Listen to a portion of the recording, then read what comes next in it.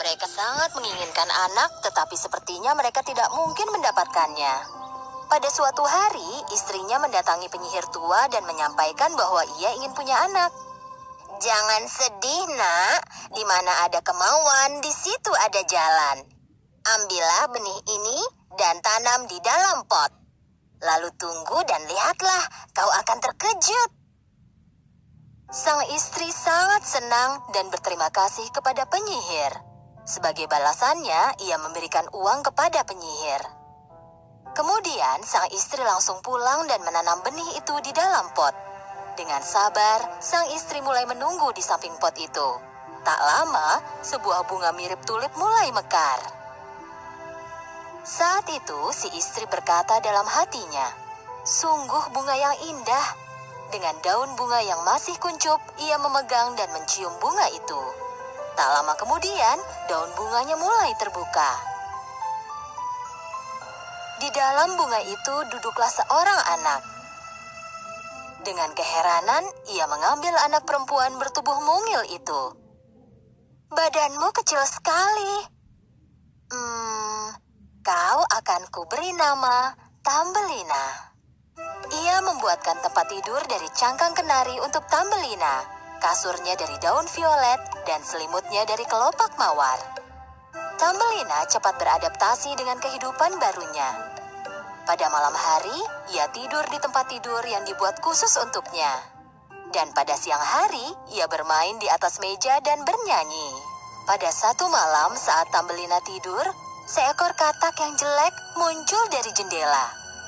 Dia melihat gadis kecil yang tidur di dalam cangkang kenari. Rabbit, oh ya ampun, kau mungil dan cantik sekali. Kau akan jadi teman yang pantas untuk putraku. Secepat kilat, sang katak mengambil cangkang kenari itu dan melompat keluar jendela. Di dekat rumah itu ada sebuah rawa. Rumah tempat katak jelek dan putranya tinggal ada di rawa itu. Putra katak jelek itu sama jeleknya dengan ayahnya. Ketika dia melihat gadis mungil yang dibawa ayahnya, dia berteriak parau dengan keras. Rabbit, Rabbit. Berhenti bersuara, kau akan membangunkan gadis itu. Jika ia bangun, ia akan lari ketakutan. Rabbit. Ayah dan anak katak memutuskan untuk membuatkan tempat tinggal bagi gadis kecil itu. Ayah katak punya ide bagus. Ayo tempatkan gadis kecil ini di salah satu bunga lili dekat sungai. Kalau dikelilingi air, ia takkan mungkin melarikan diri. Ayah katak membawa Tambelina beserta tempat tidurnya dan menempatkannya di atas salah satu bunga lili. Pada pagi harinya, dengan sinar matahari yang berkilau, Tambelina bangun. Saat melihat bahwa ia tak ada di rumah dan dikelilingi oleh air, ia mulai menangis karena takut. "Di mana aku ini?" Ayah dan anak katak mendekati Tambelina. Ini teman barumu. Aku menyiapkan rumah baru untukmu. Letaknya akan ada di rawa di tempat yang airnya sangat dalam. Ayah dan anak itu membawa tempat tidur cangkang kenari Tambelina dan berenang meninggalkan Tambelina di atas daun. Pada saat itu, beberapa ikan merah sedang berenang dan mendengar perkataan katak jelek itu. Mereka tak suka katak rawa yang jelek itu membuat sedih gadis cantik seperti Tambelina. "Jangan khawatir, gadis kecil, kami akan menyelamatkanmu." Bersama-sama mereka menggigiti batang lili tempat Tambelina duduk dan mematahkannya. Setelah lepas, daun lili itu terbawa arus sungai dan berhasil menjauh. Melihat Tambelina terseret arus di atas daun hijau, membuat semua burung kagum. Betapa cantik dan mungilnya ia. Dalam perjalanannya, Tambelina melewati kumbang meibak yang agak besar. Kumbang itu segera meraih Tambelina dan mendarat di sebuah pohon. Mendapati dirinya ada di pohon, Tambelina sangat ketakutan. "Kau jenis kumbang apa? Dan kenapa kau membawaku ke sini?" Aku kumbang meibak dan aku belum pernah melihat kumbang sepertimu. Jadi aku ingin teman-temanku melihatmu.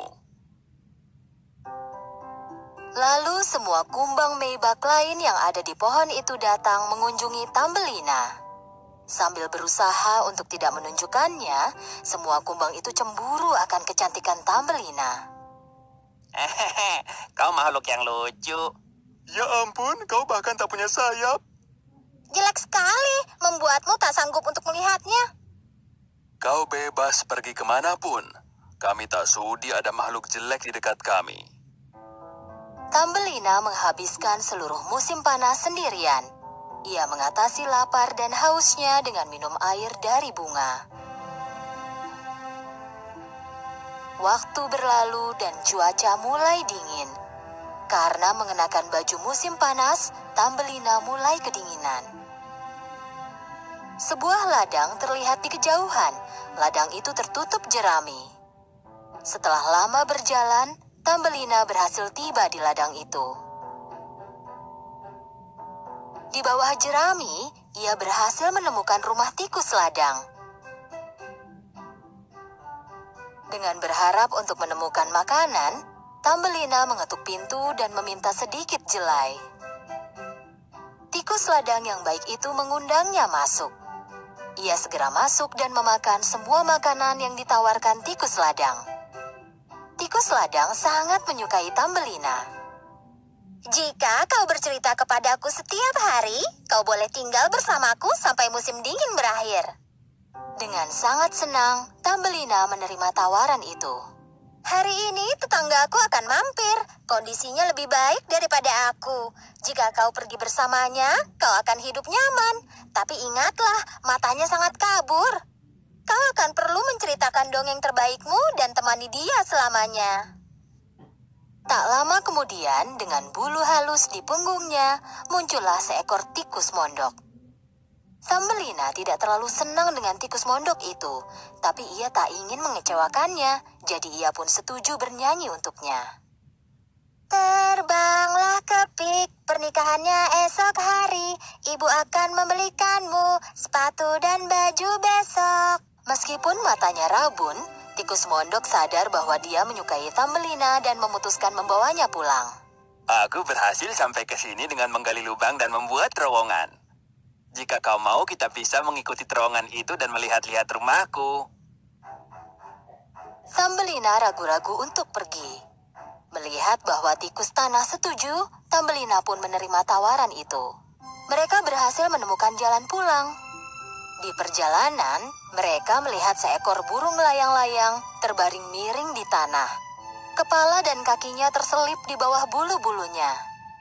Burung ini belum ada di sini saat aku pergi. Mungkin dia jatuh melalui lubang. Tambelina memikirkan burung-burung di hutan dan ingat mereka selalu berkicau di atasnya. Ia tak tahan melihat salah satunya terbaring seperti ini dan menjadi sangat sedih.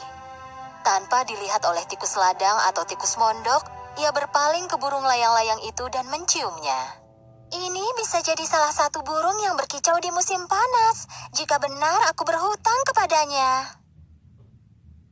Ayo Tambelina, kami menunggumu.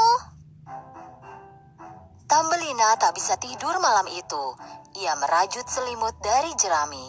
Pergi ke koridor dan menyelimuti burung layang-layang itu. Ia membasahi daun mint yang juga selimut dan menaruh di kepala burung itu. Cepatlah sembuh burung kecil. Besoknya, Tambelina pergi melihat burung layang-layang itu dan melihat matanya terbuka. Aku tak tahu cara membalas kebaikanmu. Kau merawatku dengan baik. Sekarang aku akan segera pulih. Setelah aku pulih total, aku akan bisa pergi menjumpai teman-temanku di negara yang lebih hangat. Di luar sangat dingin. Kau harusnya istirahat di tempat tidur yang hangat dan bisa cepat pulih. Setelah Tambelina selesai memberi saran, ia membawakan air di kelopak bunga dan membantu burung itu minum. Kemudian mendengarkan kisah patahnya sayap burung itu karena menabrak semak-semak. Burung yang terluka itu tidak secepat teman-temannya. Dia kelelahan dan terjatuh. Akhirnya musim semi tiba dan matahari mulai menghangatkan tanah lagi. Burung tahu kini waktunya mengucapkan selamat tinggal kepada Tambelina. Maukah kau ikut ke hutan bersamaku? Aku ingin ikut, Tapi temanku tikus ladang sangat sedih jika aku pergi. Aku tak bisa meninggalkannya. Kalau begitu, sampai jumpa lagi Tambelina. Mungkin suatu hari kita akan bertemu lagi.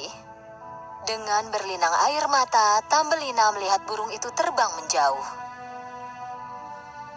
Dengan datangnya musim panas, kekhawatiran Tambelina meningkat. Sekarang sudah musim panas. Tikus mondok berbulu halus akan menikahimu. Kita harus menyiapkan pakaian yang indah. Saat musim dingin datang, bersiaplah untuk tinggal bersamaku di bawah tanah, Tambelina. Sebelum Tambelina memulai hidupnya di bawah tanah yang dingin dan gelap, ia pergi keluar untuk terakhir kalinya melihat matahari. Tepat saat ia mau masuk lagi, di atas kepalanya ia mendengar suara burung. Saat melihat ke atas, ia melihat burung layang-layang kesayangannya. Tambelina memberitahu burung itu bahwa ia dipaksa menikahi tikus mondok dan harus hidup di bawah tanah yang tidak ada sinar matahari. Musim dingin akan tiba. Kami bersiap pergi ke negara yang lebih hangat. Ikutlah bersama kami. Kau pernah menyelamatkan aku. Aku ingin membalas kebaikanmu. Kali ini Tambelina menerima tawaran burung itu. Lalu pergilah Tambelina bersama burung layang-layang terbang melewati hutan, lautan, dan pegunungan yang ditutupi salju. Kedua teman itu akhirnya tiba di negara yang lebih hangat. Tempatnya luar biasa. Matahari terlihat lebih cerah dan langit berkilauan. Ini rumahku. Silakan ambil sendiri bunga yang terbaik. Ini indah. Burung layang-layang menaruh Tambelina di sebuah bunga yang indah. Tambelina sangat bahagia dikelilingi keindahan ini. Sambil duduk di dalam bunganya dan melihat sekeliling, ia terkejut. Di dalam bunga itu duduk juga seorang pria mungil yang berkilau seperti kaca. Pria mungil ini adalah peri bunga ini. Setiap bunga punya perinya sendiri. Ia setinggi jari. Ia punya sayap berkilau di bahu dan mahkota emas di kepala. Ini pertama kalinya peri tampan itu melihat gadis cantik yang seukuran dengannya.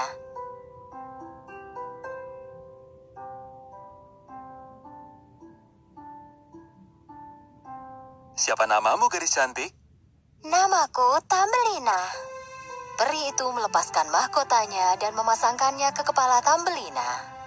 Jika kau menikahiku, kau akan jadi ratu di antara semua bunga ini. Kau akan hidup sangat bahagia.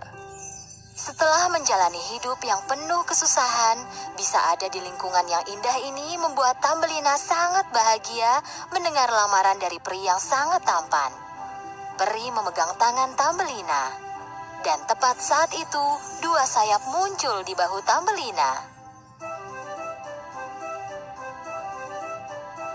Tambelina kini menjadi ratu peri.